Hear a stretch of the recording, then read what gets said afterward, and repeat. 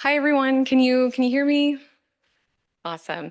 My name is Kristin Elliott, and I'm the CEO of a company called Precision Measurement Engineering, or PME for short. We're a San Diego, California company, and we are just ecstatic to be here. We're, as you heard earlier from the SOFAR team, we're one of the first OEM integrators into the Bristlemouth solution. So super excited, ecstatic to be here and take our core competency and our flagship sensor and integrate it into this ecosystem. So I'll be kind of introducing the company and covering a little bit about who we are. And then my product specialist, Austin, will come up and dive a little bit deeper into the sensor technology. So we have been around for over 40 years. My parents actually started the business when I was born. Can see them up there. So they're the founders and they're cruising around Mexico right now, enjoying their retirement life. But we manufacture and design a variety of water quality sensors. And we have thousands and thousands of sensors all over the world in every water source that you can think of, from natural water sources to salt water and all the different waters in between.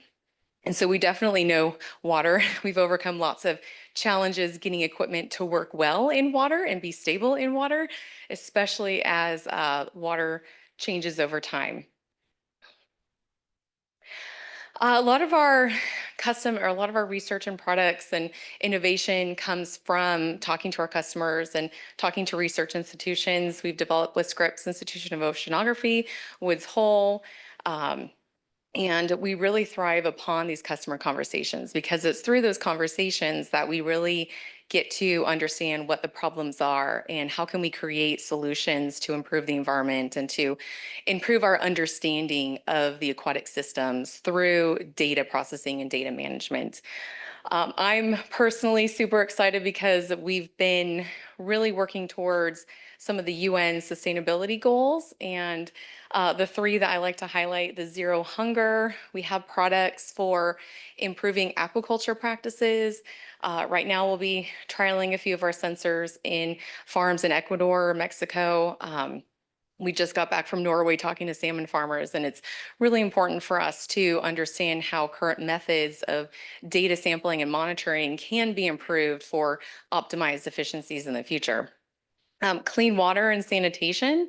A lot of our customers are utilizing our sensors and products for improving reservoirs, improving drinking water, wastewater systems. I know Dennis earlier mentioned the fires in Los Angeles, and LA is pretty close to us. And I was actually flying back from Hawaii when the fires erupted on Maui and Lahaina. So we saw the smoke, and it was such a tragic devastation that we decided to donate some of our equipment to the University of Hawaii for analyzing water quality and impact from these natural disasters. And now we have those oceanographers coming to us, looking at how we can monitor the coastlines from the fires in LA.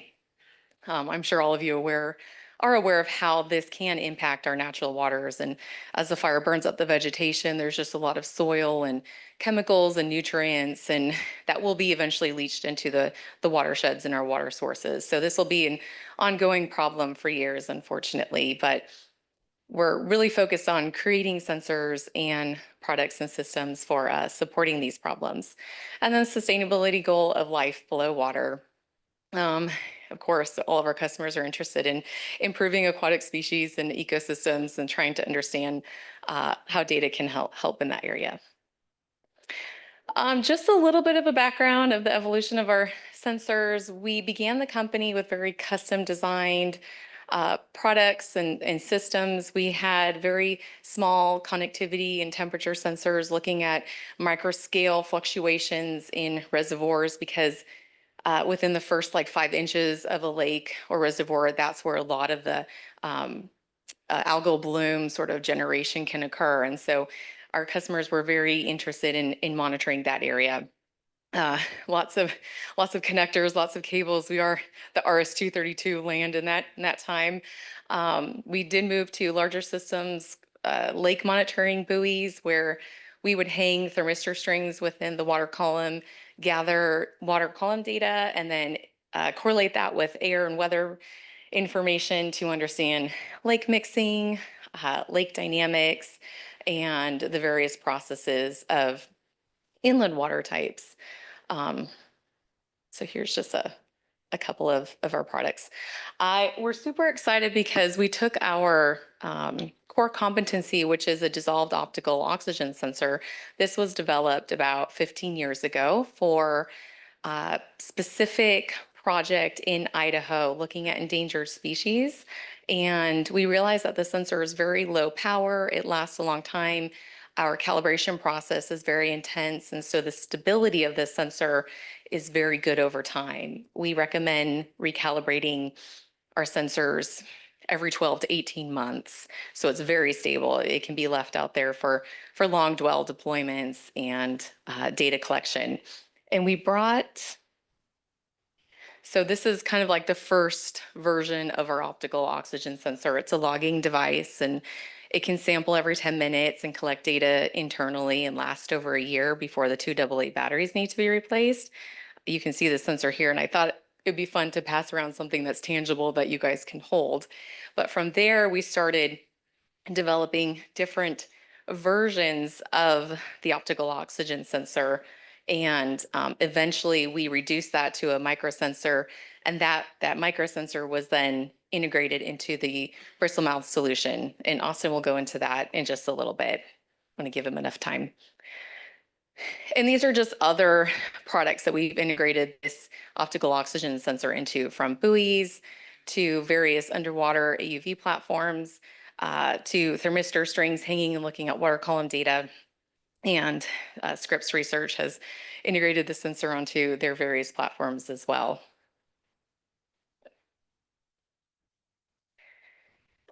Over the course of 15 years, we've calculated that we've saved our customers millions in dollars because it's very budget friendly. From buying a large sonde from YSI, they realized instead of purchasing one sonde, we could get 5 of these little mini dot loggers, and we could spatially monitor, and spatially monitoring and data collection is becoming more and more important as we go into this world of AI and look at how we can compute all the data and really understand how this data can help with forecasting and modeling and decision making. So we're really proud that we've created a sensor that's really low on replacement costs, really low on maintenance costs and labor, and it's one of the lowest power and longest sensors in the market. So I wanted to introduce Austin Vincent. He's a product specialist, and he's been really engaging and working closely on this development, and he can provide a little bit more technical information about the Bristlemouth integration. Thank you, Kristin. Appreciate it. All right, can everybody hear me all right? Perfect. Thank you. Again, Austin Vincent, I'm a product specialist at PME. Also here with Brenda Hernandez. She is our marketing specialist up here in the front. Say hi, Brenda. And we have Peter Frazier. He's our lead engineer on this project. So as Kristin mentioned, we have a long history with monitoring dissolved oxygen, creating these data loggers that are really resilient and easy to use. And that's why we're especially excited to be here today to talk about our integration into the Bristlemouth ecosystem. So we all know oxygen is crucial. If you're alive, you need it. Whether you're microscopic, whether you're marine life, mammal, you name it, you need oxygen. So it's a pretty crucial indicator of the health and sustainability of our ecosystem, especially coastal and marine ecosystems. So I'm going to go down a couple of examples where monitoring, tracking, and understanding levels of dissolved oxygen can really make an impact for a variety of research projects.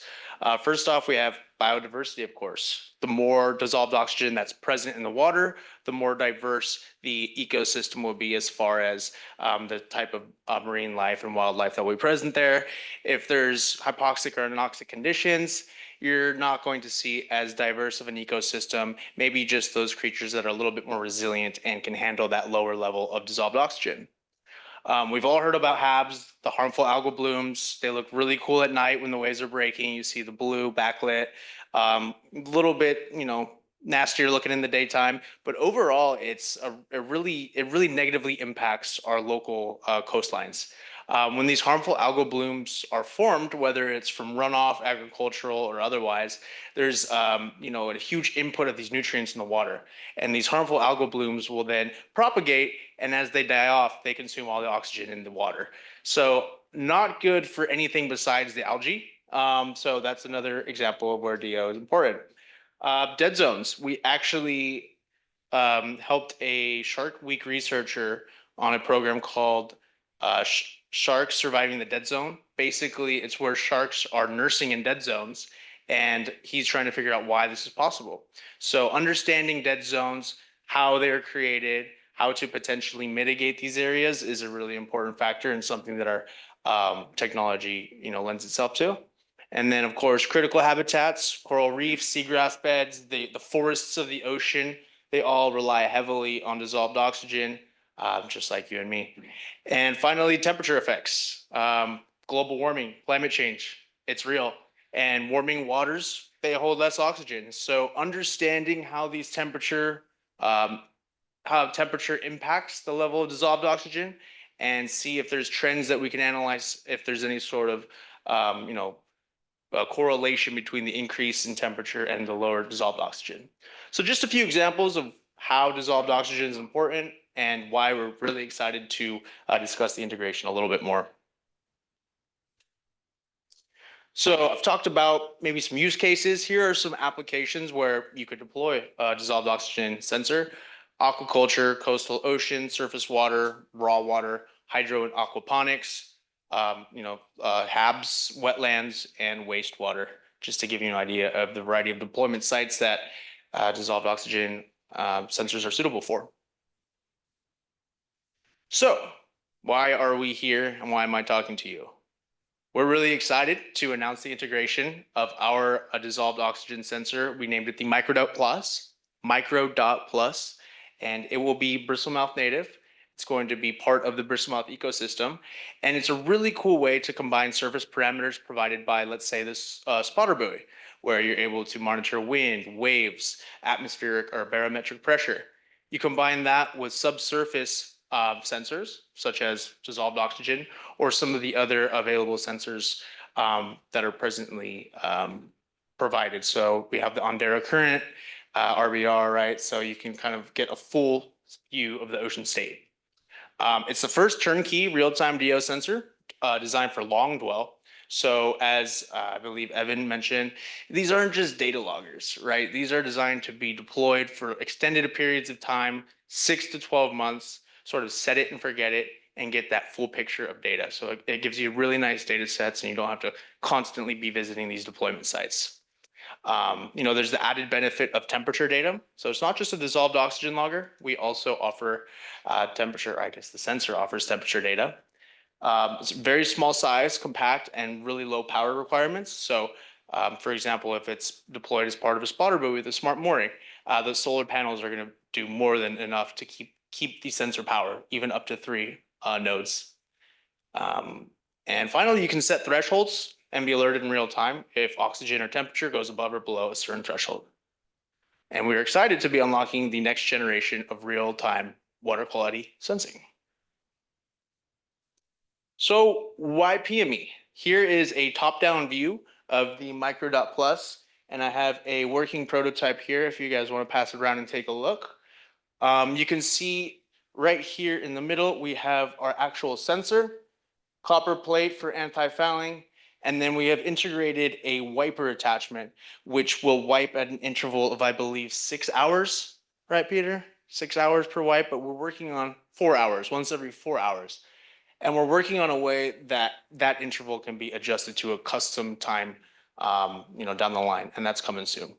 Incredibly accurate, plus or minus 0.03 milligrams per liter or 5%, whichever is greater.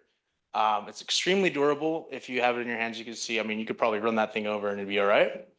Long dwell capable, as I mentioned, very low power consumption, budget friendly, and the depth rating is up to 100 meters.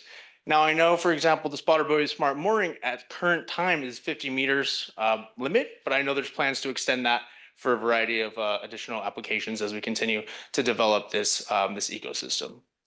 And I know you guys have learned a little bit about the mini dot, and it's being passed around right now. It utilizes the same optical oxygen sensing technology as the mini dot. And the mini dot has been sold since 2010, over 12,000 units, and hundreds of happy customers. So we're really excited to bring that level of success to this new integration. So here you can see we have basically it's a Bristlemouth dev kit, but what we've done is actually internalize the Moat PCB board into the Microdot Plus. So you're not going to actually see that dev kit once it's deployed, but that's sort of an example picture there. It's Bristlemouth native and can connect to other Bristlemouth devices. I've been referencing the spotter buoy with smart mooring, but it can interface with other Bristlemouth native devices as well. We've integrated the anti-fouling wiper, plug and play flexibility.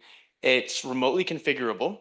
So when we say remotely configurable, you will be able to change both the wipe interval down the line and the sampling interval, which is nice if you want to adjust the data based off of the, the conditions in the ecosystem.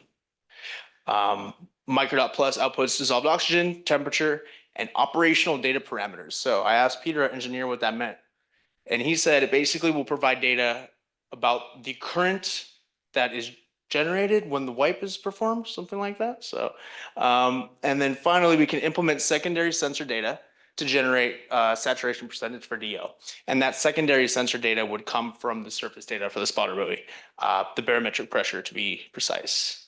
And just some final thoughts here, documented and supported by PME. The sensor data is published according to Bristlemouth standards, and the module is configured according to Bristlemouth standards as well. Here's a little bit more about the wiper. It's been evaluated in freshwater, saltwater, brackish water, and it's really versatile and durable for these extended deployments where you want a clean sensor spot. And we've received units back that are totally overtaken by biofouling, and that sensor spot is still nice and clean. So we're really excited to see this on truly long dwell deployments. And I've already touched on that. Here's the spec sheet. I won't bore you with all of them, but some specs that I like to point out are the resolution, 0.001 milligrams per liter, accuracy plus or minus 5% or plus or minus 0.03 milligrams per liter, whichever is greater, and really low power supply.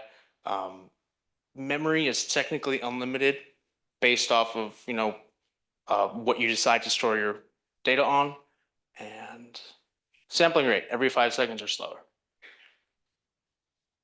So there's our team. I know I introduced them in the beginning, but we have Kristin Elliott, our CEO, Austin Vincent, product specialist, Brenda, and Peter here. If you see us, stop us, say hi, and we'd love to talk to you a little bit more about our integration. I appreciate your time.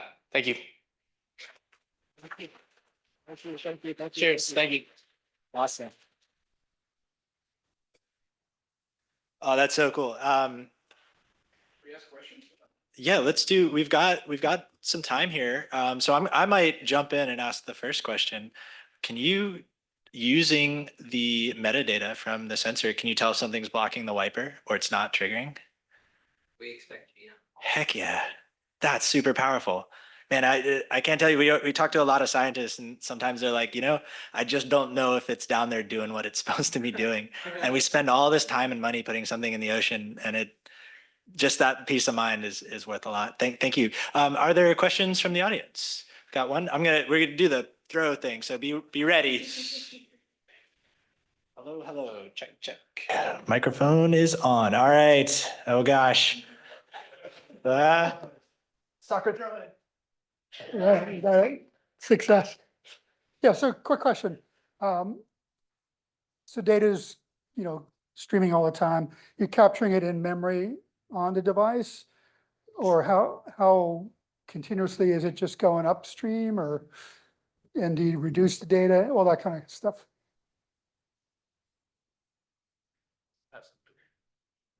So I think the way that it's going to end up working is it'll be displayed on a dashboard on SOFAR's website. And then, there's lots of options. You can save it to the spotter's SD card. I think those are the main two options, but the modes and the sensors are turned on periodically to conserve power, depending on how much sun's available. So data is aggregated and sent via satellite or cellular. So mostly it'll be block the data a little bit.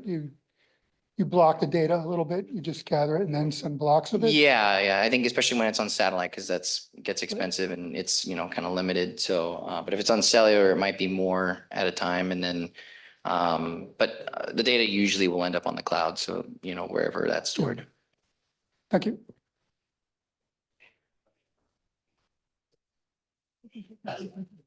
So, I mean, just to, make sure I understand it, but you can remotely, change the settings on the sensor. So that means basically remote from anywhere in the world. Effectively, you can, transmit a signal, goes down to the buoy, goes down to the sensor through Bristlemouth to change the settings on the device. Is that correct? Yeah, so the moat actually is what controls the vast majority of what, like the frequency of measurements and wipes and stuff. So, and the moat can be configured by the user and I think through the dashboard. So, that'll all be configurable remotely. Yeah. That's awesome. I think one of the other advantages of like having a Bristlemouth system is data fusion in the sense that, you technically have unlimited access to everything else. And, right now that could be a spotter, it could be something else later, any sort of like vehicle that have other data available. So I'm not that familiar with like, what other data points could be super relevant for like, for instance, DO measurements. But if you're thinking about like, the availability of environmental data around waves, winds, currents, water level, barometric pressure, like what kind of sensing, interactions do you see like as potentially valuable for better understanding sort of like the context of the measurement? For like DO or just in general? Yeah, or I mean, mainly for DO, it's barometric pressure because you need that to get a saturation reading. And then we may also incorporate salinity if you're in an environment where the salinity changes drastically. That could also be important and incorporated in the oxygen data. I think initially it'll mainly just be saturation calculation, and then the salinity will be like a hard or like a settable by the user. So like if you put in the ocean, it'll be a set amount because it's pretty consistent. But yeah, I mean, the more sensors we add, the more we can evaluate, taking in that data on the Bristlemouth network and seeing how that, can improve our DO sensing. if you have a salinity sensor, would you use it? Yeah, Yeah, good, it's Yeah. coming. cool. You heard it here first. While we're waiting for the next question, I just want to touch on something that's really cool. So we're building the infrastructure such that these devices can speak to each other in a common framework, which is both interesting from these sensors work together, but it's also, and we touched on this just a second ago in that question, it's interesting because of what we can send to those sensors. We can change them mid-mission, how they integrate with other things that maybe the humans don't have to interact. I don't have to go in and tweak things. It's like making decisions on its own or responding to some inputs that we're putting on. So are there any other questions for PME? We've got about 4 minutes left. All right, we're